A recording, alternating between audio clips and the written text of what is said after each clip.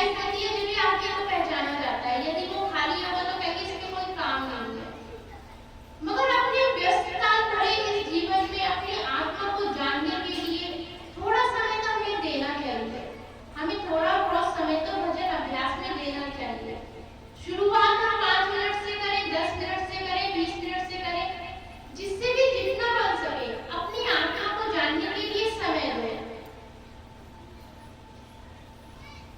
जिससे कि हम अपनी आत्मा को जान करके हम परमात्मा से मिल सके। फिर समय देने की आवश्यकता ही नहीं है। सिर्फ एक बार मिल ले, फिर तो सिर्फ मिलना, आंख बंद करना और बस तुरंत मिल लेना। मगर पहले तो हमें समय देना पड़ेगा ना। शुरुआत में तो थोड़े बहुत समय हमें देना पड़ेगा। मगर अब यहाँ पे मन की बात आती है कि मन जब भी हम भजन पर बैठते हैं, हमारे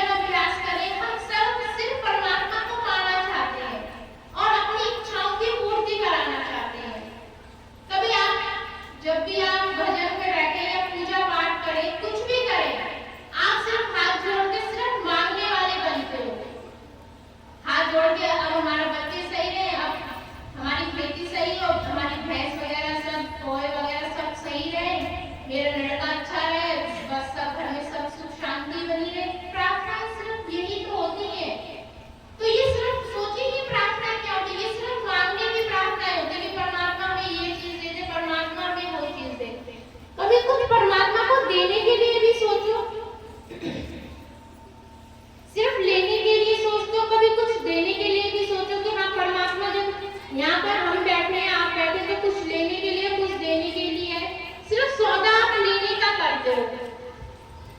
कुछ सोचा देने का भी, परमात्मा को कुछ देने का भी सोचो तो देना क्या है, वो परमात्मा को वो अपना कीमती समय दो, वो भजन अभ्यास का समय दो परमात्मा को। तो ये थी कहानी जो मैं सुनाई थी, वो प्रारब्ध कर्म की थी कि एक व्यक्ति परमात्मा की बहुत सेवा करता था। समय व्यतीत हो गया, वो बूढ़ा हो गया।